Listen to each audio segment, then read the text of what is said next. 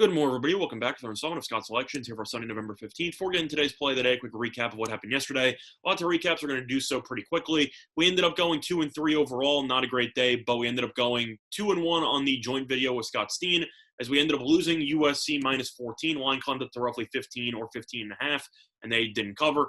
We ended up winning with NC State first half minus 5.5. That line climbed up to roughly 6 or 6.5. And we won with Wisconsin minus 4, and that ended up closing roughly minus 7. We also lost the play of the day yesterday with Nevada. Unfortunately, they were up 14 points in the second half, and then they ended up giving up a touchdown and ended up winning the game by 7. But it happens. Either or. Nevada only scoring 27 points against the worst pass defense pretty much in the entire nation was a pretty big shock, but it just didn't work itself out. But for today's play that I know a lot of people are going to be wanting. Oh, we also lost the UFC play. We took a stab with Felder as the underdog, and he lost by split decision.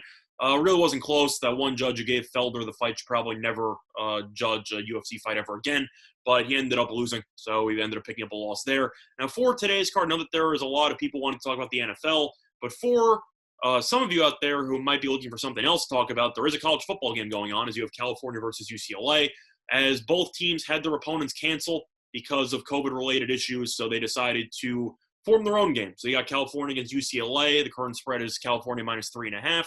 And the over-under has taken a dip from 57 to 55.5 or so.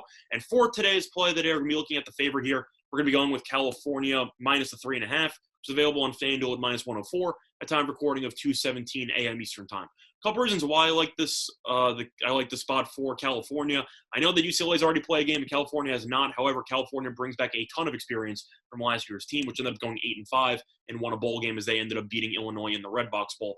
Now, offensively, they bring back basically every starter. Defensively, they're going to have a couple people to replace, particularly linebacker Evan Weaver, as well as Davis in the secondary. So the front seven should be pretty young, which is a bit concerning for California. However, the secondary for the Golden Bears should still be phenomenal, which is very important because of the fact that UCLA with Chip Kelly loves to throw the ball, and Thompson ended up going for 303 passing yards with 4 passing touchdowns in the opener. So I do think he's going to struggle.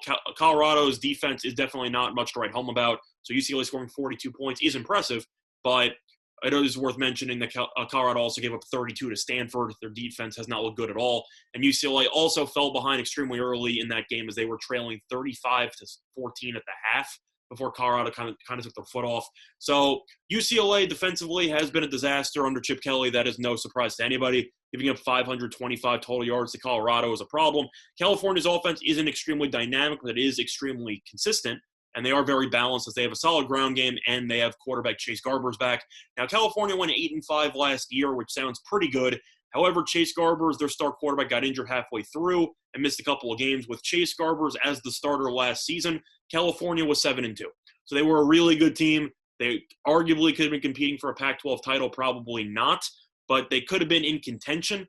And unfortunately, Garbers got injured and the backup didn't do anything of positive note, so the season kind of got sidetracked for a little bit. But California finally gets their quarterback healthy again. I still love this overall team from top to bottom. Defensively, they're very good. Offensively, they're consistent. UCLA could put up a lot of points, but defensively, they leave a lot to be desired. I think this game might be close, but at the end of the day, in a game where you feel like this game could come down to the wire, I do believe California should be able to get significantly more stops than UCLA in this matchup. UCLA's defense might get a stop or two every now and then, but at the end of the day, Chip Kelly's defense is consistently bad, and California was one of the best defenses in the Pac-12 last season, and they bring back a decent amount from that team with the exception of a couple of big playmakers. But I do think that Thompson, Robinson, who has been known to make mistakes in his career, when they throw a couple interceptions, I think they'll get after the quarterback, and I do think they will be able to control the pace of play.